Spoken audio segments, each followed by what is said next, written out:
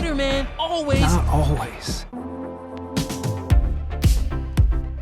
Hey, welcome back to Screencrush. I'm Ryan Airy, and let's talk about Across the Spider-Verse. I loved this movie so much. And even though art is not a competition, I think it's the second best Marvel movie of this decade. In fact, I think this movie does a great job of highlighting what's been bad about the MCU over the past few years, especially a movie like Multiverse of Madness, which I'm going to talk about a little bit later. And a little later, I'm also going to be joined by Screencrush editor-in-chief and Spider-Man book author Matt Singer and Screencrush's Colton Ogburn, who, by the way, he has seen The Flash, and he's going to tell us how Spider-Verse and The Flash, two multiverse movies, compare to each other. But first, everybody, here's my take. So every time I watch the first Spider-Verse movie, I'm still surprised at how awesome it is. It is a movie that's easy to forget about, but for my money, it's still the best Spider-Man movie ever made. And the sequel doesn't fall far behind it. The visuals of this movie are so inventive. It's very rare that you can sit in a movie, especially a superhero movie, and think, wow, I have never seen that on screen before. And yet, this movie's animation even surpasses the first movies. Spider-Verse 1 was a comic book brought to life using Ben Day dots, sound effects, comic panels. I mean, Ang Lee tried to use comic panels in the Hulk, but these movies actually make them work. But in Spider-Verse 2, they took the concept of the multiverse and used it to ask, what does each universe feel like? Every Earth we visit has its own animation style that is unique to that world's Spider-Person. So for Gwen's world, they took the comic covers by her co-creator, Robbie Rodriguez, and reimagined them into a whole world of watercolors and pastels. The softer lines give the universe a more feminine feel, and I love how the visuals are always reflecting Gwen's emotions. The environment brightens or darkens depending on her mood. After all, this is her world. And just that sequence where the helicopter is going to crush her dad and she focuses, hearing the drum beat in her mind. It is a great way to show the teen angst of a girl using drums to beat out her emotions, but then how she harnesses that emotion to focus and save lives. Even the brief glimpse of Renaissance Vulture made you want to visit his universe. And Spider-Man India is such a fun break from the other spider heroes that we've seen for years. We're used to seeing these people haunted by tragedy. I mean, they joke, but they're always masking a swirling pool of dark emotions. People say the Raimi films were camp, but there's a lot of crying in those movies. All around me are familiar faces. Whereas Spider-Man India hasn't had a tragedy occur in his life yet, so he thinks that being Spider-Man is easy. And his sequence is a breath of fresh air in a pretty heavy movie. And the visuals in his world are stunning. Every frame is showing off. So one thing that I noticed here is that if you look close, oh my gosh, that's amazing. Oh, you smell something nice? Yeah, it smells like Indian sandalwood, Indonesian nutmeg, and grapefruit. That's my cologne, Doug. It's called Sexual Secret Man by Michelle Germain. But this is such a fancy cologne. How could you ever afford it? It's easy. I subscribe to Scentbird. They're the sponsor of this video. These bottles are super easy to use. You just twist, push, and really nice. So this is a great service for a guy like me because I have no idea what makes for a good cologne. And cologne is expensive, so I didn't want to drop a lot of money on a pricey bottle just to find out I didn't like it. See, Scentbird is a fragrance subscription service that lets you skip any month without penalties. So if you're new to wearing cologne, this is a great way to start. Now, to educate me about the cologne, they sent along a descriptive card that explains the ingredients and the proper occasion to wear the cologne. This month, my favorite was Grandmaster by Mind Games. It's got hints of rosewater, Kona coffee, incense. It's an intense fragrance, but only when you get too close. See, these samples are actually 8 times bigger than a normal sample size you get at a store. You choose your own designer fragrance every month for just $17. You get a 30-day supply, and then you get to pick what you want to receive, so there's no surprises. This is a great way to learn about cologne, to find what you like without spending hundreds of dollars for a bottle. So if you want to give Scentbird a try, click this QR code and use our code CRUSH55 and click the link in the description to get 55% off. That's just over $7 for your first month, available in the USA and Canada. Thanks again to Scentbird for sponsoring our video, and check out our sample links below. You really do smell great. Thanks, buddy. High five. Now back to what I was saying. The movie's real success is these spider heroes never feel redundant. It's crazy how there are so many spider people in this movie, but they all seem to have the same core, the essence of what it means to be a spider hero. They always get to the heart of Spider-Man's story, that he is a hero who can never have his cake and eat it too. Spider-Man or woman is always defined by this push and pull between what they want and sacrifice, a life of happiness or the life of a hero. Like Peter 2 tried to make his money wrestling, so his uncle gets shot. Peter 3 has to promise to stay away from Gwen, and Peter 1 has to give up being with his friends in order to keep them safe. And in this movie, Miles is struggling to balance his civilian life with the hero's life. He can't save New York and be a good son to his parents. His greatest fear is that his parents will reject him if he tells them the truth. Actually, there's quite a lot of queer subtext in that now that I think about it. So, when did you first know you were a mutant?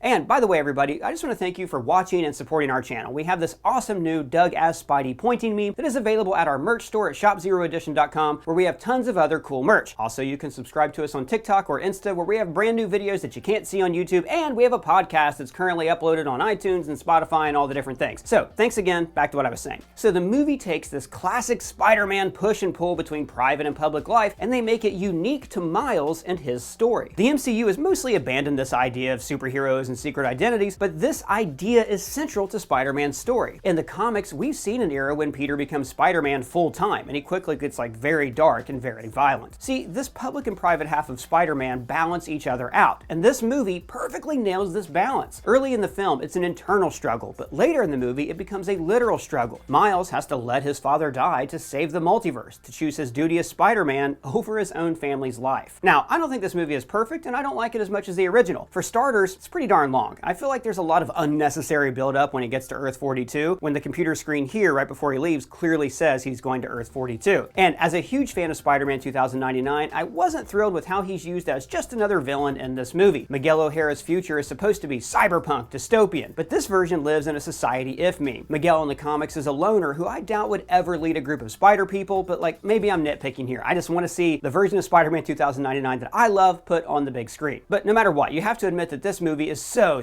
much better than any recent Marvel movie except for Guardians of the Galaxy 3. And I think that all comes down to planning. Our friend Adam Lance Garcia was on the show here, and he said that he thought that Marvel learned the wrong lesson from Iron Man. Like with that movie, they rushed into production without a script, and it worked out fine through improvisation and making things up as they went along. And now they do the same thing, fixing things as they go, scheduling these massive reshoots and squeezing visual effects artists until the result is like bland CGI that we saw in Quantumania. But this movie is so methodically planned out, because it has to be, it's animation. Compare this to another multiverse movie, Multiverse of Madness. Now, Doctor Strange in the Multiverse of Madness is a good Sam Raimi movie and a pretty good Marvel movie, but it kind of sucks as a multiverse movie. Heck, it's not even the best multiverse movie to come out last year. That's Everything Everywhere All at Once. So in Multiverse of Madness, we don't really get to see the multiverse. There's like one fun sequence where we fly by the multiverse like we're channel surfing, but those universes don't really matter. And in the 838, none of the Illuminati had like any personal connection to Steven apart from Baron Mordo. It even feels like they cut and pasted heroes depending on whatever actors were free, because that's exactly what they did. Daniel Craig was supposed to play Balder the Brave, but he wasn't free. Elizabeth Olsen wasn't even on set with John Krasinski. You don't know him at all?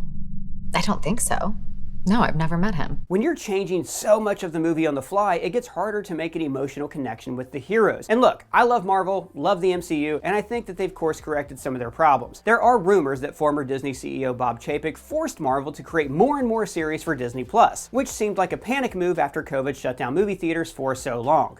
No, I said more Mandalorian! And we can see this reflected in the quality of the product. Marvel's first wave of shows was a huge hit. We had bangers like WandaVision, Loki, Falcon Winter Soldier, Hawkeye. You were there, you remember. The second wave was a bit mid with Moon Knight, She-Hulk, Ms. Marvel, and now the third wave of shows are getting like seriously halted, or they're gonna dump them all in one day. Like Echo is getting a one-day release, and Agatha Coven of Chaos, like who even knows when that show's coming out? The point is that Marvel is starting to hit the brakes and be a little bit more methodical and less reactive. Sony's Spider-Man universe was always like the MCU's annoying kid brother, but these animated movies show a breadth of maturity and planning that Marvel really needs to bring back to their franchise. This movie and Guardians 3 show the benefit of having a plan, a script, and focusing on your characters first and your saga second. So I'm going to talk about how this movie connects to Doctor Strange 2 in a later video, but that's just what I think. Now I'm joined by two of my favorite people. We have Screencrush editor-in-chief and Spider-Man author Matt Singer, and Screencrush's Colton Ogburn. And Colton has actually seen The Flash and has some interesting things to say comparing The Flash to Across the Spider-Verse. But Matt, I want to start with you. So you're somebody who, when it comes to Spider-Man, I just greatly respect your opinion. You've written 2 books on Spider-Man, counting the tiny one, and you're just somebody who I feel like really knows this character, not just what the character has done, but what makes the character tick. So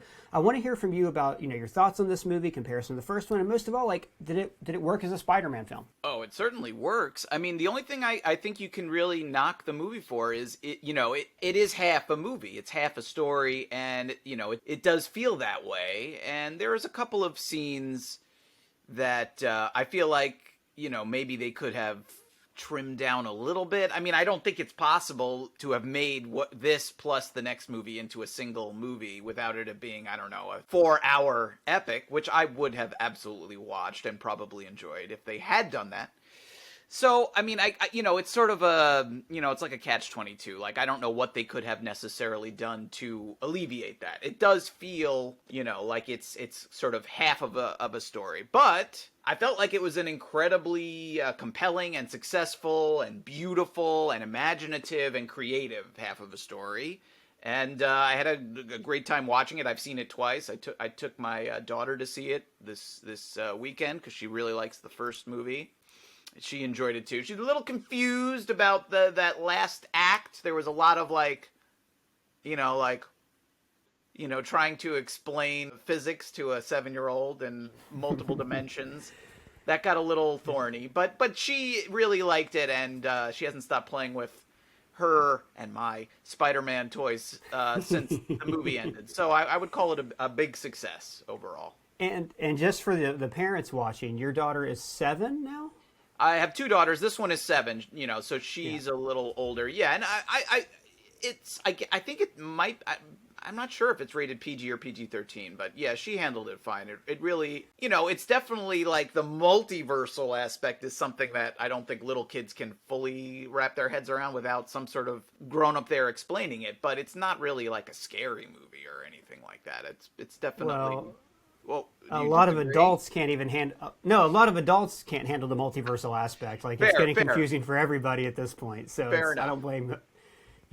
Hopefully your daughter just enjoyed it for the story and not necessarily needing to understand particle physics and dark matter to get through it. Colton, how about you? What did you think of the movie? And well, speaking of Spider-Man toys, I actually picked up all the Across the Spdier-verse action figures. Thought I'd show that off. I have some back. There's some back there. I don't know if people can see them. Nice. I think I might have the movie on the shelf here somewhere. Actually, pick that out somewhere up there. I feel conflicted. I really enjoyed the movie, and I'd say more so I respected this movie. It did things that I never thought I'd see happen in a comic book movie, and I feel like I'm saying that a lot lately with all the different multiverse films and shows that are coming out. But even in a world where we have films like Spider-Man No Way Home and Multiverse of Madness, even in a world where those films exist, I was still surprised by how bold and how big this film was. Even in some areas that were personally a turnoff for me, like the Roger Rabbit stuff, that was kind of a turnoff for me.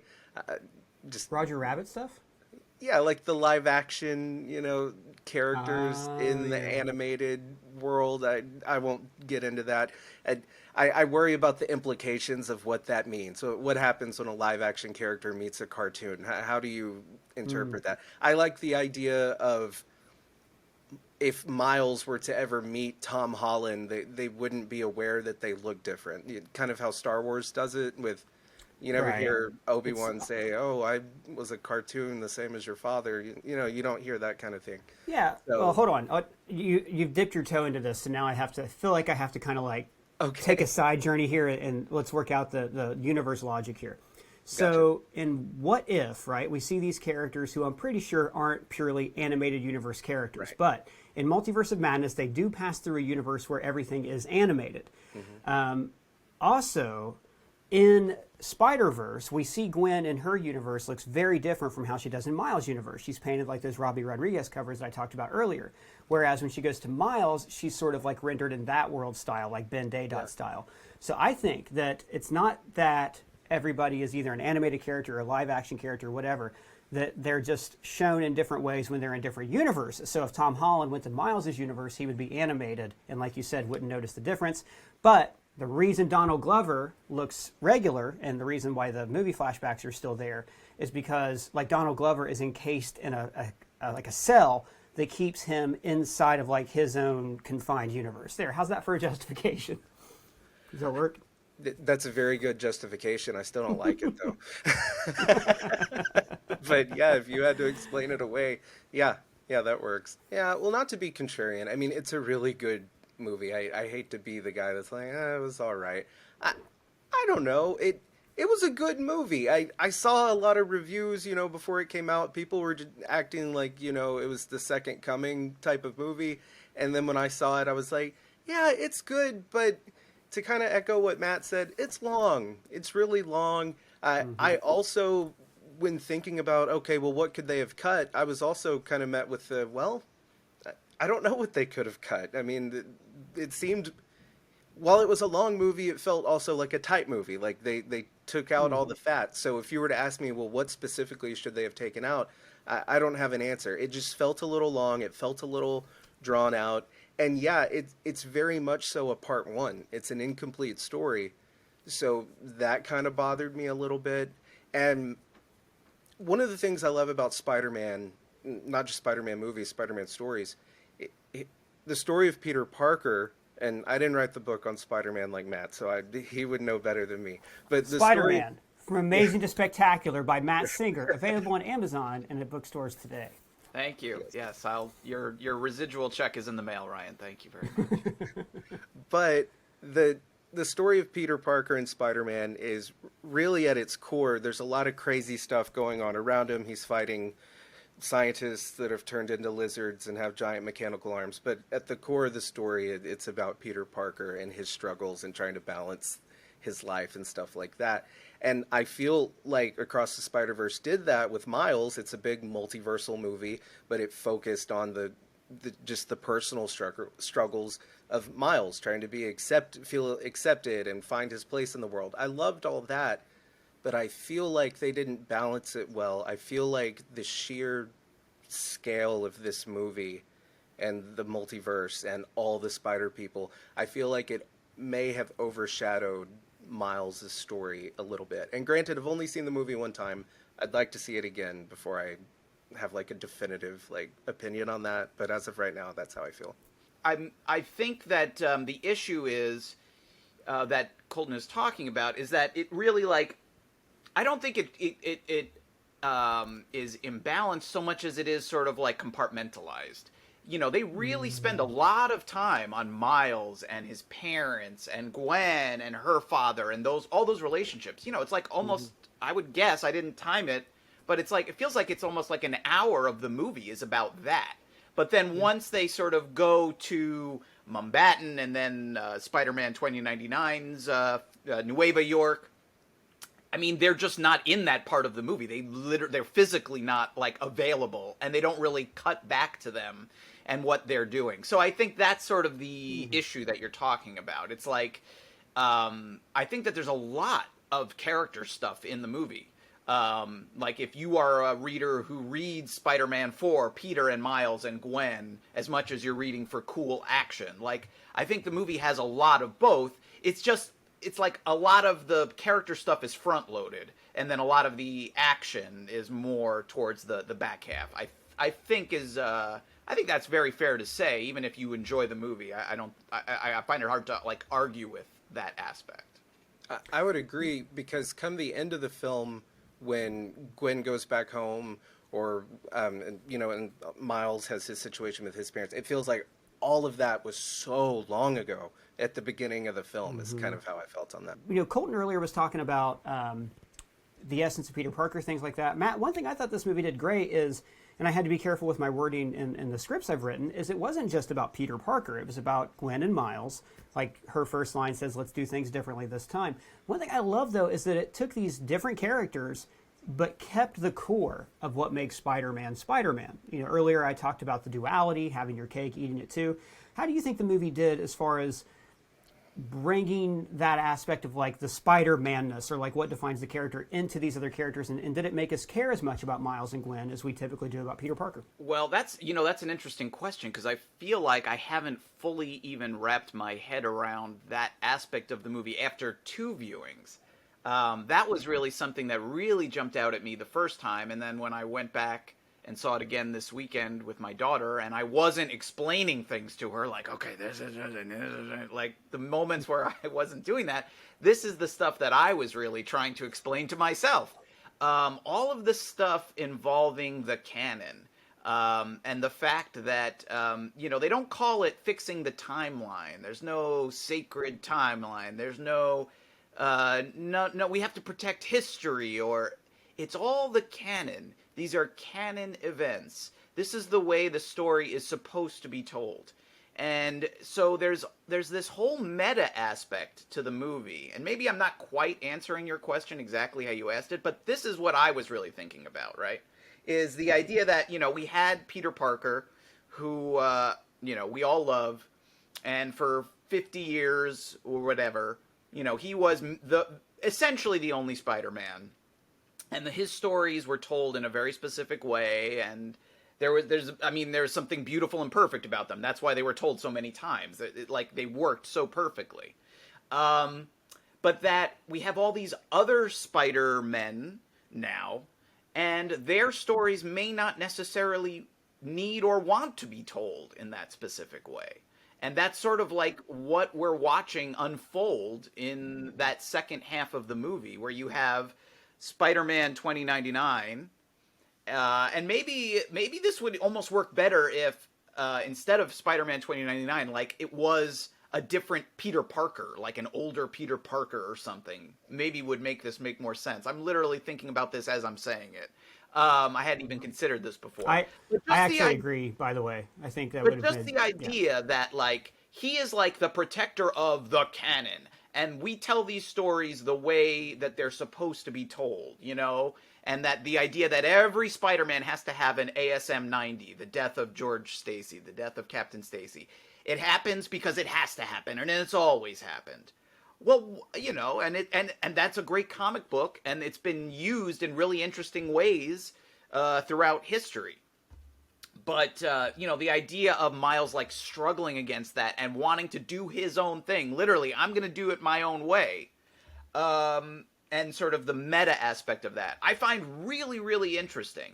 And sort of an interesting twist on the original movie, where, the first Spider-Verse was so much about, this character who thinks he's alone discovering that he's not alone, that there are people who feel like outsiders, in fact, that there's this community of outsiders.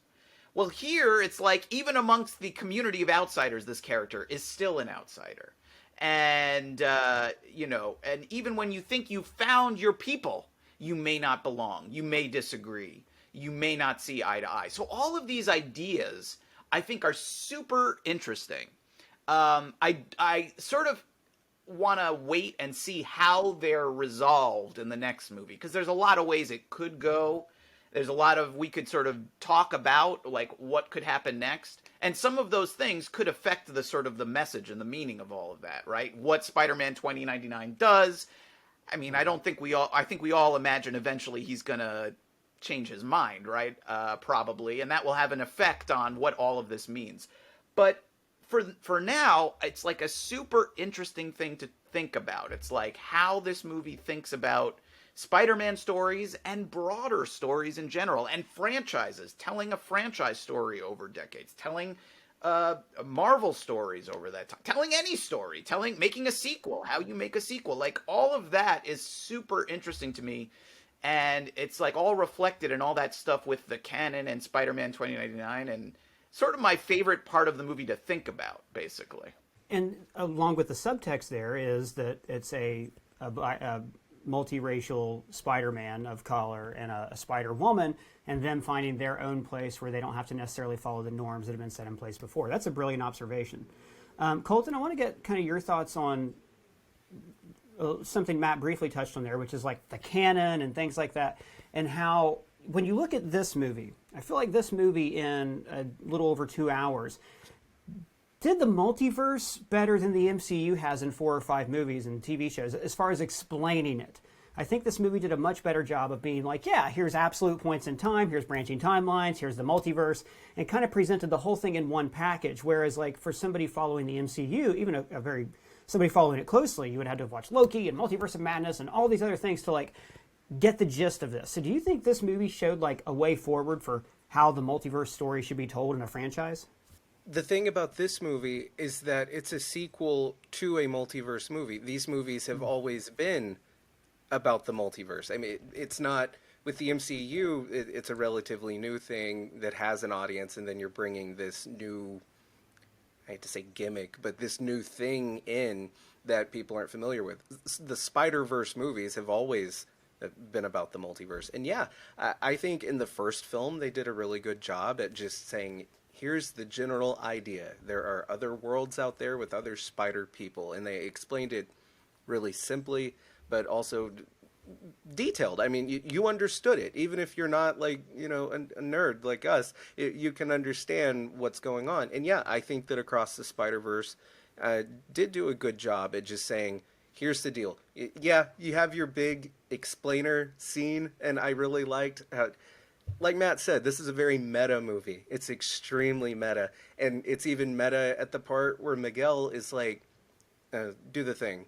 What thing? You know, the explainer thing. And it's like, oh yeah, okay, we're about to get the part of the movie where they explain everything that's going on to Miles, but really to us. So yeah, I think they're handling the multiverse well. Multiverse in general, though, it's beginning to be a little much, and that's a conversation for another time.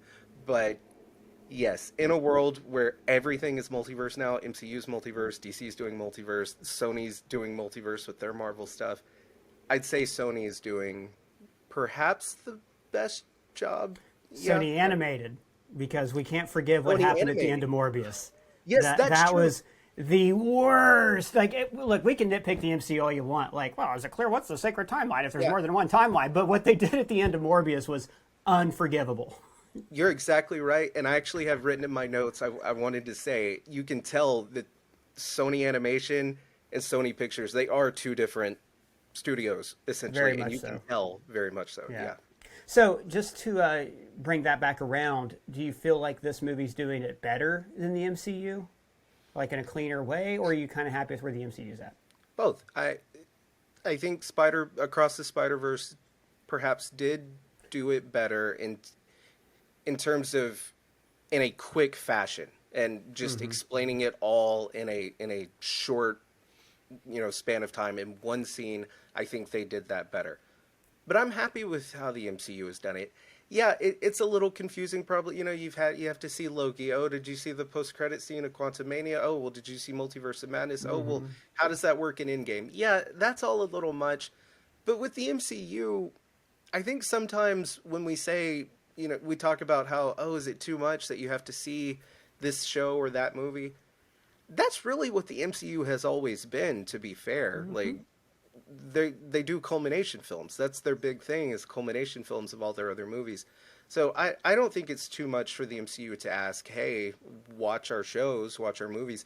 Maybe they don't need to put out so much. We've talked about that before. But yeah, I think it's done it better, but that doesn't necessarily mean that the MCU is doing it wrong or bad or anything like that. Matt, same question to you. When you stack this multiverse up, and I think it's the same multiverse, they're still connected. So I guess when you stack like the way these multiverses are portrayed, do you think that Spider-Verse showed like a way forward that's a little cleaner than the MCU? Yeah, I mean, I guess it is, but I mean, they also just have the advantage of, you know, they don't really have to connect to anything else, right? I mean, they can, you know, and they obviously there's references in this one to the Andrew Garfield movies, the Tobey Maguire movies, and to Venom, and I guess therefore by extension Morbius in some sort of circuitous way. But they're not. But you know, they don't have to worry about what's going on over here and what's going on over there.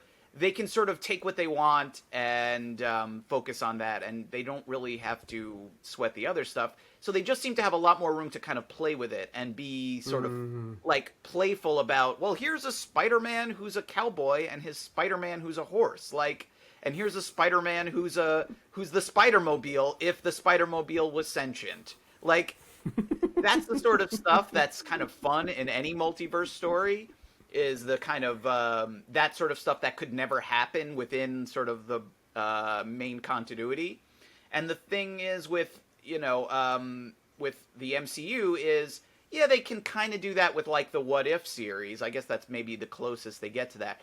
But because they've turned like the main MCU and the main storyline into the multiverse, they kind of that they really have to keep that sort of. Yeah, so that's got to be sort of very brief, very minor, while they're telling this grand, epic, you know, story. And here, I guess they do at times, all of, Miguel, again, talking about the canon, and it could be a canon killer. We could lose the canon and the whole story. They find a way to, even with those enormous stakes, they find a way to kind of keep it as a very sort of focused story, and it's about Miles and what he is going to do and his decisions, and they also find room to have it be at times a very sort of fun and silly movie, and embrace that side of what you can do with a multiverse. With Ben, the way they treat Ben Reilly is like so, like it's hard to imagine, like if the MCU wanted, like if they wanted to make like a clone movie with Tom Holland, you couldn't have that be that character, right? It just wouldn't work. Not, but as the comic because it would undermine the entire story. Exactly. Right. But as the comic relief in this bigger story, it works perfectly. Now, one interesting thing I think I would use to make this comparison is this movie to me is like Loki episode 5, where Loki goes to, I forget what they called it, like that netherworld where he meets all the variants of himself. But in meeting all the variants of himself, he is shown who he is, the various paths he could have gone down, which is really the core of any multiverse story, which is, oh, is there a universe where I would have done this and this would have been different? Like It's a Wonderful Life, So I think Loki episode 5 for me was a lot more like this particular movie. Whereas Multiverse of Madness hits a little bit more like Spider-Man No Way Home. And that, like, it's awesome. It's a lot of fun seeing Dr. Octopus and Green Goblin and all these things against Tom Holland. But it's not like those villains meant anything to that version of Peter Parker. Whereas had this been a Peter Parker that had been around for years, who was haunted by the failures of these, if that would have meant something to him, then him trying to fix them would have been like a great resolution. Like that should have been movie number 6 of Tom Holland's story. But it was still awesome and fun. And I think with the MCU, we're going to get to a point where Secret Wars, we may end up with a movie that is awesome and fun. And we're going to have James Marsden and Hugh Jackman and all the different Peters Parker and all these people. But if the character isn't there, if we don't really, if it's not fulfilling for the characters to see all these different variants, then it may ring a little bit hollow. Colton, today, actually, the Flash review embargo has lifted. And you have seen The Flash. You saw it at CinemaCon. I know some of the effects weren't finished, and you still haven't seen that mystery post-credit scene. How would you stack The Flash up against this multiverse movie? 1 month, 2 different comic book multiverse movies. Who wins? Well, it's no secret that I loved The Flash. I talk about it all the time. I really, really loved that movie. And to compare the two, while Spider-Verse went big, and Flash, on the other hand, while it went big as well, it still felt more intimate. It felt like an early 2000s comic book movie. It's just the right length. It spends just the right amount of time on each character. It gives you like this perfect balance of all the different emotions that you would feel in this type of movie.